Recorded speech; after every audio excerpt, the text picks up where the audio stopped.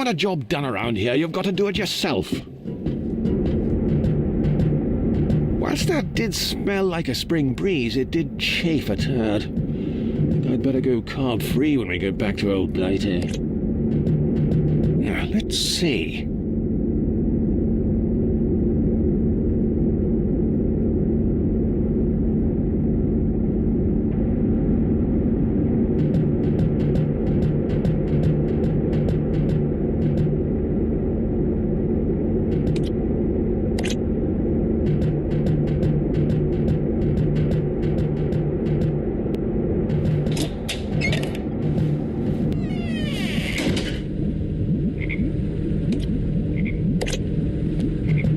If you could bottle it, you'd make a fortune. It's a long voyage, so we have to recycle urine into drinking water. Well, more specifically, we recycle urine into Sub-Lieutenant Jones' drinking water. It's part of the laboratory equipment the biologist we were supposed to have on board brought.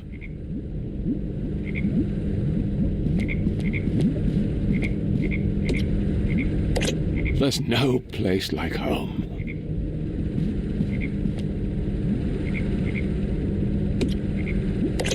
How very retro.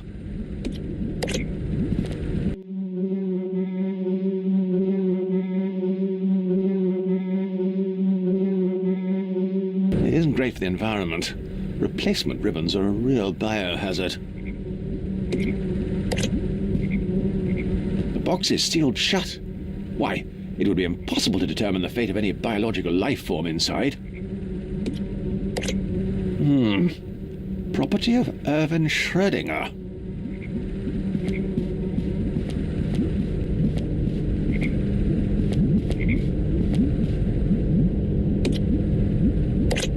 No matter how bad things are going, I find it helps to put a positive spin on things.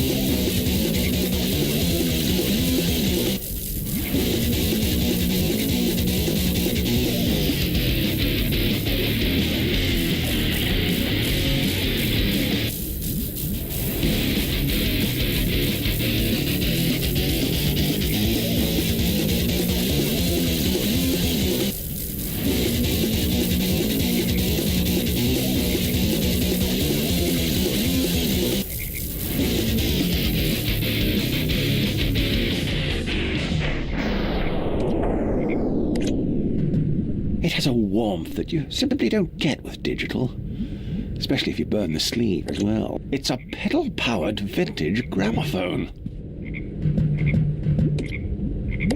Gosh, it's full of the blighters.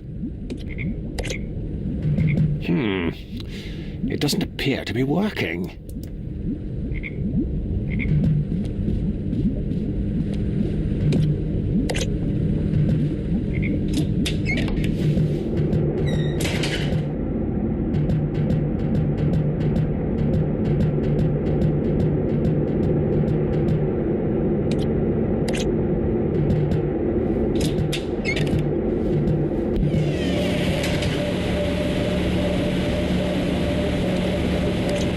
Switch activates the self-destruct sequence.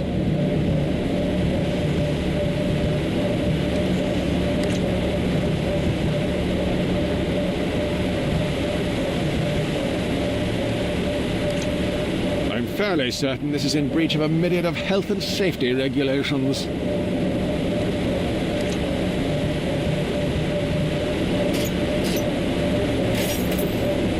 It's a precision-engineered German motorized screwdriver. It's a box used to store tools, commonly referred to as a tool box, I believe.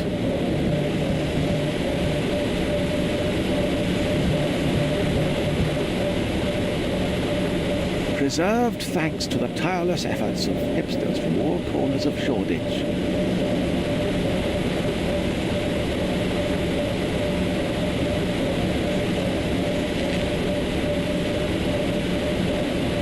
You have to admire the build quality.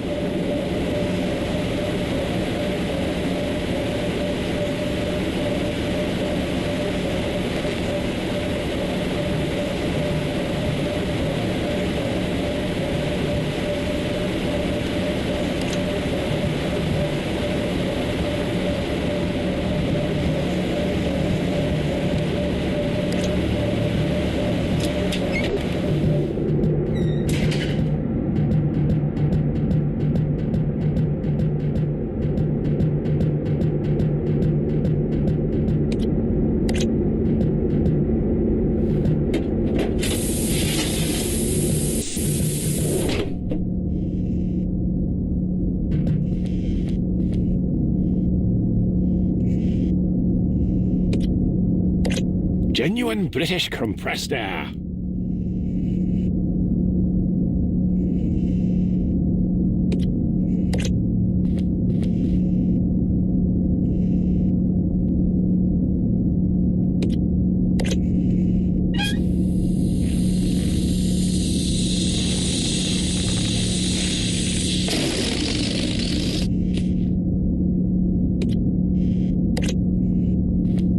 I'm sure this will come in, wait for it, handy, eh?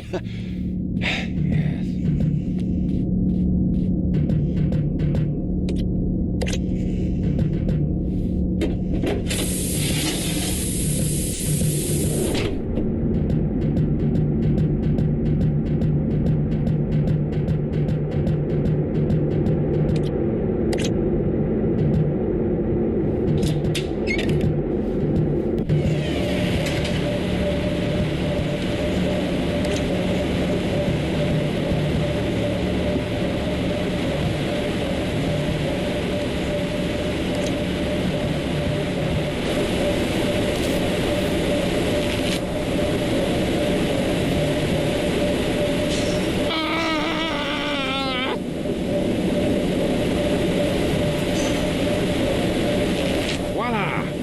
Should significantly reduce the risk of death by electrocution. Always a comforting reassurance.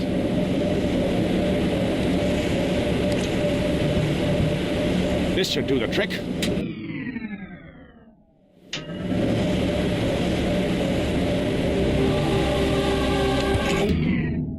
No, that's, yes, right. Oops, I'm ever so clumsy. Ah well, no harm done. Let's check back with Alan and see if that's sorted everything. Oh, here it's starting to give me the creeps.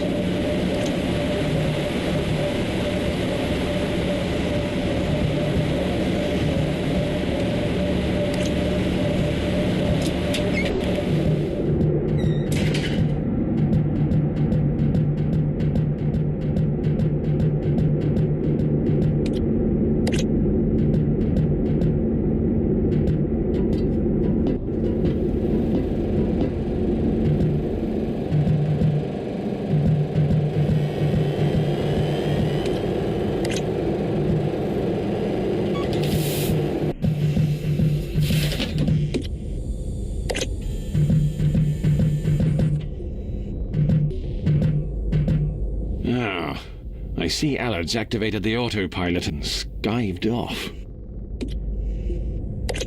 Surely, the writers could try and plagiarize a wider variety of sources. Call me old-fashioned, but I prefer the more natural look. I'm sorry, I don't believe we've met. I'm Frank, but please, call me Captain English. Welcome. Captain English. How may I be of assistance? So, how's everything going? Are we on track to be finished by tea? ETA to waypoint, Tango Echo Alpha, calculating, cannot define, please refer to string length idiom for more details. So, how long have you been an autopilot? Calculating, Calculating. Error. You do not have permission to access this data. I don't suppose there's a Mr. Autopilot, perchance? Compiler error. Incompatible types. Access denied. I think I'll log off. It is now safe to be removed.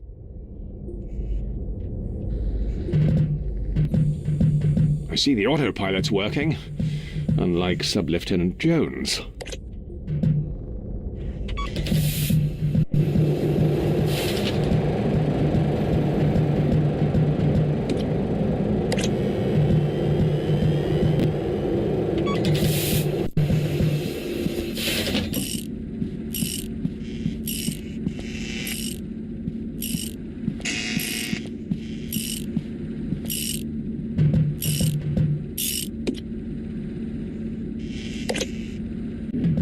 Sub-Lieutenant Jones! Aye, boyo? What is it you're tinkering with there, Jones? That isn't our reconnaissance rover you're disassembling, is it? Well, but, funny story. While you were downstairs attending to that very complicated, laborious task, flicking that switch on and off, I've been running a variety of pre-mission calibration tests on the Beagle 2-2. I presume that's why the floor's covered with bits of toy Hot Wheels track. Firstly, the fact that this modular vehicular pathway simulation system happens to be mass-produced and branded as a children's toy is irrelevant. And secondly, yes.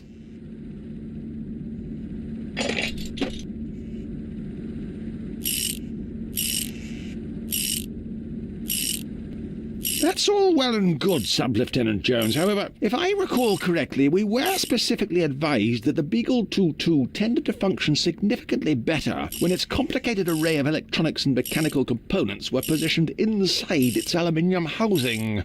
Look, I just have to make a few minor repairs. During a centrifugal force resistance simulation, the rover proved exceedingly resistant. So it flew off the loop bit. That would be a valid interpretation of events, yes. Sounds like I'm going to be required to go on some kind of scavenger hunt. What do you need? To get the rover going again? For the time being, that's all I feel I'm obligated to offer, yes. I think the rigorous nature of the, test may have burned out the main motor. I see. So, I'll have to find something to create some sort of electromagnet that'll revolve when a current is passed through it. I'll have to fashion a pulley system of sorts to drive power to the wheels. Something with a taut elastic band should do the trick, like an alluring undergarment. Now, if I was to remove the elastic... Alternatively, but you could just always grab me a spare. We've got a cupboard full of them.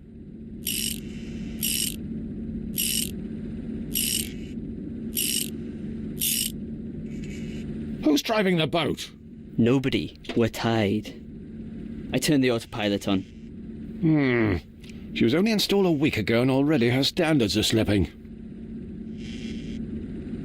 I don't suppose you noticed anything out of the ordinary earlier when I was performing that emergency systems reset procedure. Specifically immediately once the power came back on. No. Why, should I have? Well, I don't know. Probably not. Forget I mentioned it. Be sure to put your toys away when you're done.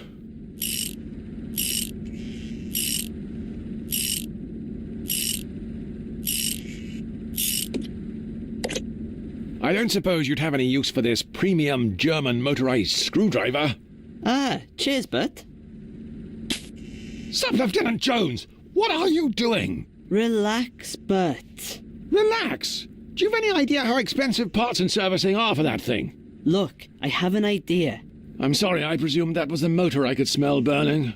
Look, we can replace the motor in the Beagle with the motor in this screwdriver. It's probably more reliable than our own spares anyway. Great thinking, Sub-Lieutenant Jones. Why? It's intuitive thinking like that that won us the war. Of independence? No, the other ones.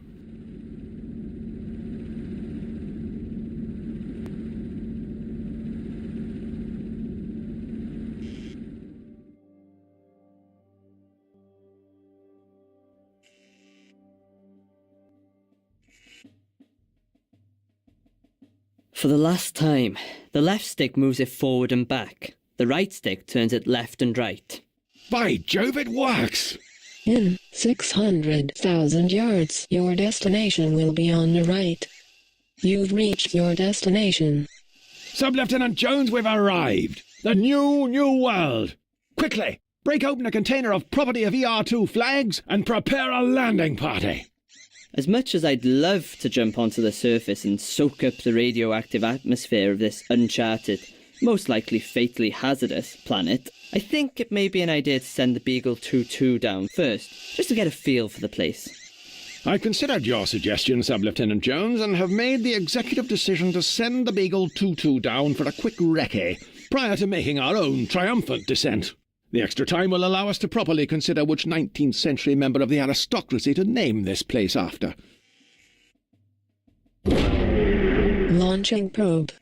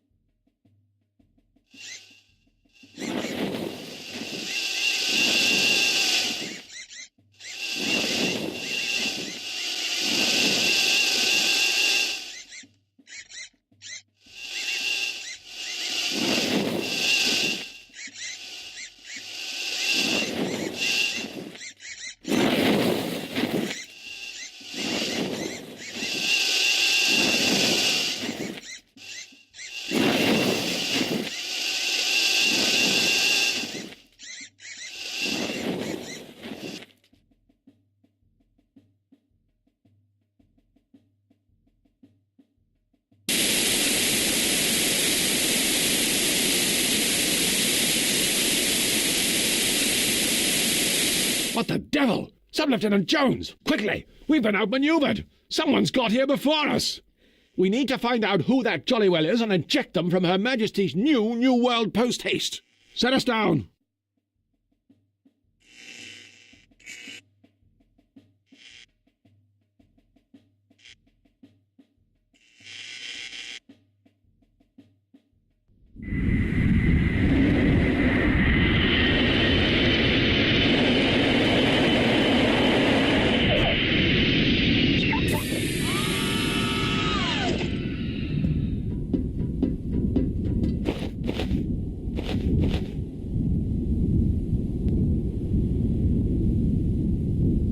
Sub-Lieutenant Jones, where have we landed? We've landed on an uncharted rock structure, somewhere outside the range of what was previously understood to be the limit of human interstellar travel. I see. So, Sub-Lieutenant Jones, what exactly do we know about this place? Well, it's an uncharted rock structure, somewhere outside the range of what was previously understood to be the limit of human interstellar travel. I see. I don't suppose you could enlighten the audience with anything a little more specific? Look, I'm called Aled Jones, probably the most generic, stereotypical Welsh name in existence. It's clear that whoever's writing this hasn't bothered doing a terrible amount of research. I wouldn't count on anything specific. How will we go about finding the location of the Beagle 2-2? Presumably we have some kind of app for that. I'm afraid not. We could download one. Only costs 69p. 69 pence? I'll buy when it's free. Right, the plan is we head out, walk around aimlessly, look at a load of stuff eliciting a series of wry remarks, then start clicking everywhere until something happens. I'll linger in the background and provide a series of hints if you feel things are a little too vexing. Why break tradition, eh, Sub-Lieutenant Jones? Let's go!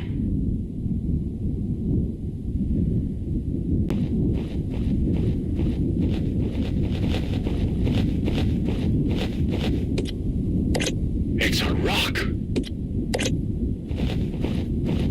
Look, there isn't really much for me to work with here.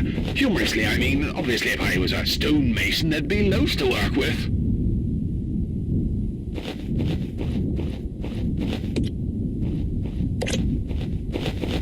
loadout filled with epic loot, as they say on the YouTube.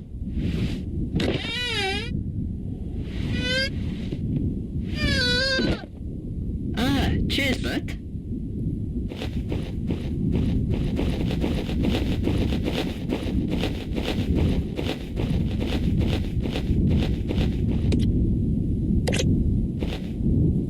Look, boyo, over there. Where?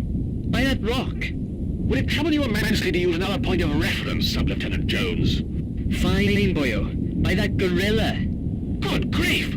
That's the second biggest monkey I've ever seen. I think he's holding the Beagle 2-2. Put that down, you damn dirty ape! Come on, Sub-Lieutenant Jones. Let's get after him.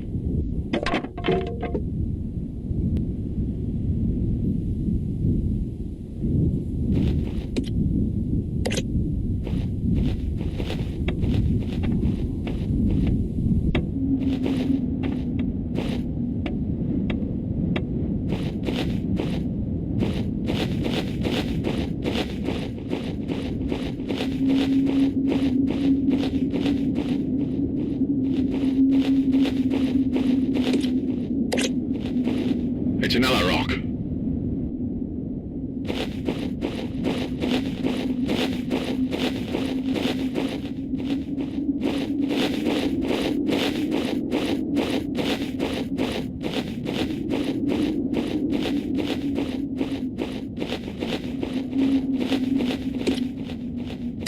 It really does look nice, and not too expensive. No point leaving without a souvenir. I tend to leave that sort of thing to Alan Titchmart.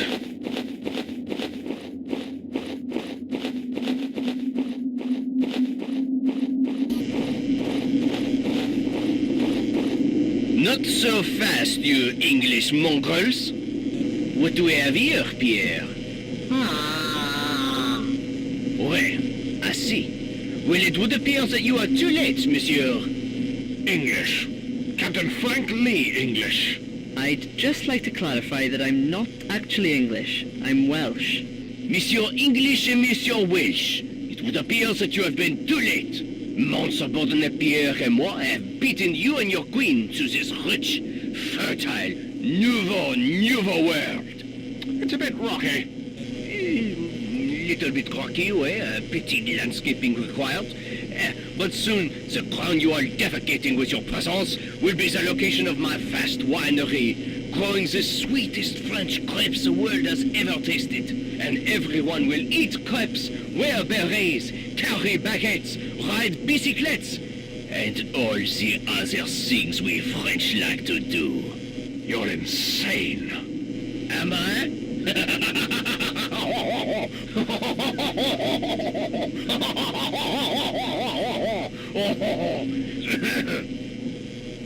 And how are you going to stop me?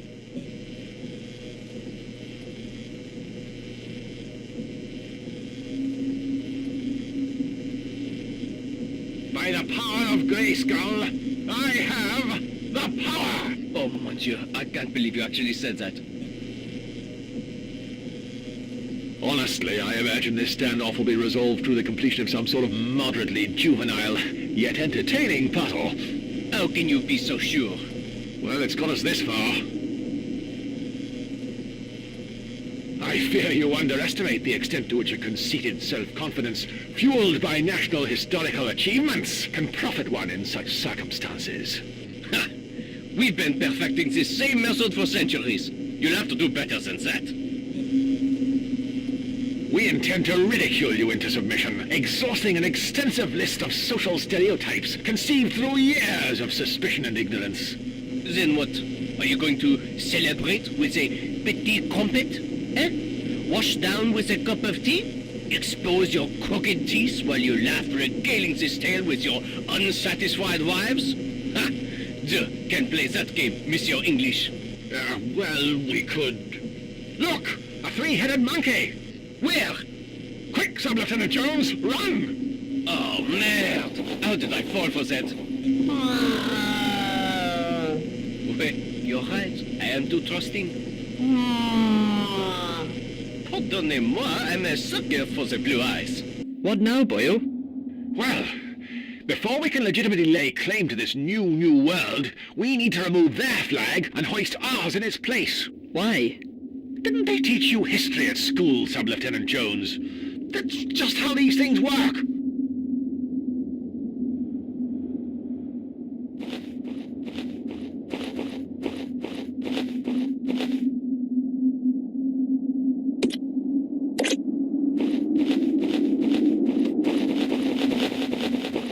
Best try and salvage something, like a spare wheel nut, or a fragment of dignity.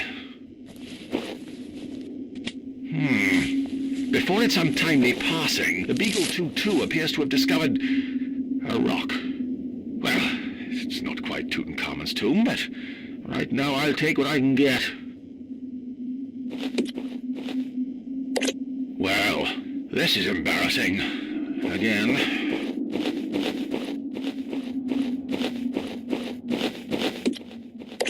It's been pruned enough.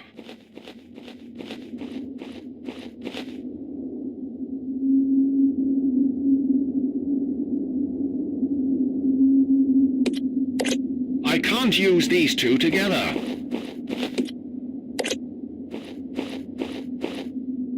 Sub-Lieutenant Jones! Aye, boyo?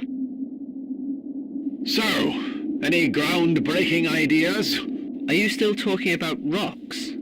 No, I feel we've mined that particular topic for all it's worth. Really? I'd say we've only just scratched the surface. You're trying, Sub-Lieutenant Jones. Very trying. Do you have any ideas how to deal with our continental cousins? Above my paycheck, boyo. Don't we have anything back in the ship to de-escalate diplomatic dramas? I can't say I've much experience with triple Ds. Oh, I've handled a couple. But we may be able to fashion something on board to distract them. Don't mind me.